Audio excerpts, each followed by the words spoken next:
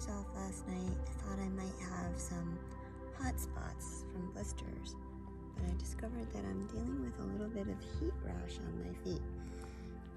It's not too bad, it just makes my feet hurt a little bit. Like I said, it feels like they're hot spots. So I'm just going to try and air them out more today, and hopefully it'll dissipate after a couple days. On my early morning break, and all morning I've been revisiting the situation with the heavyset man yesterday.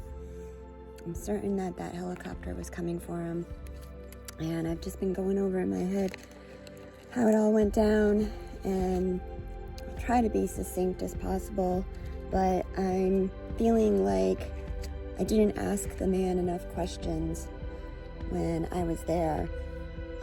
When I walked up to him and his two children, I definitely got a strong sense that I was walking into a private conversation, and they pretty abruptly stopped what they were talking about.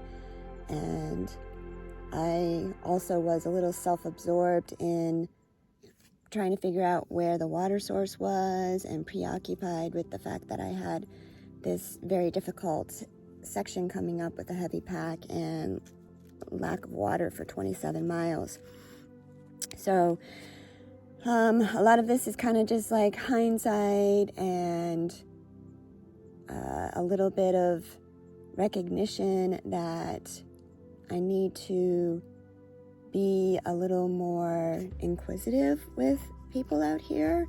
I tend to, in real life, try not to get involved in other people's problems, but perhaps that's not the kind of thing to do out here. And when I saw the man, he clearly did not look like he was in any kind of immediate distress, but the only questions I asked were if they had camped there that night and if they were getting ready to head up the Hermit Trail. But I think that, again, looking back, seeing this physical state of the man and the time of day, and although the children were of age enough to be able to make decisions, they were still pretty young and probably inexperienced. And I don't know if there was a problem with the man. I don't know if he was having heart trouble or if he had an injury that was delaying them and they were hesitating on his ability to climb out. But I probably should have sat down and had a little conversation with them and asked them more questions. Those two things could have been an issue.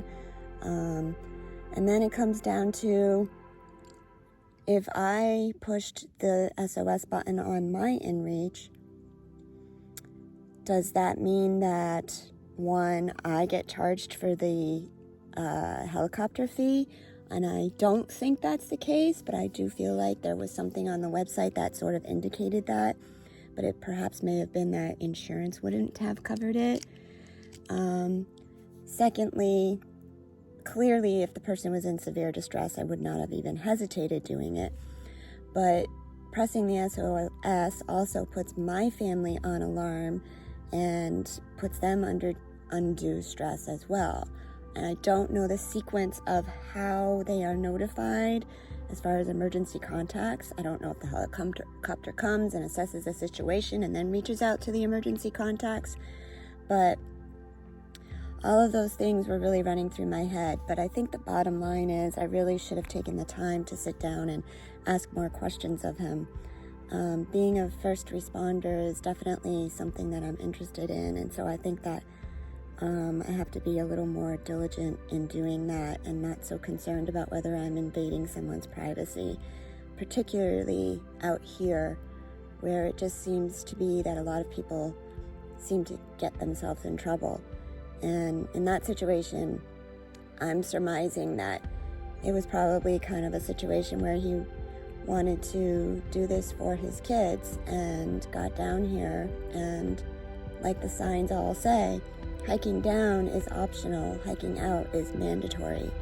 And I think that people come out with the notion that they really want to have this great experience and this lifetime memory, and they forget or figure they'll just deal with it later, the part about climbing out.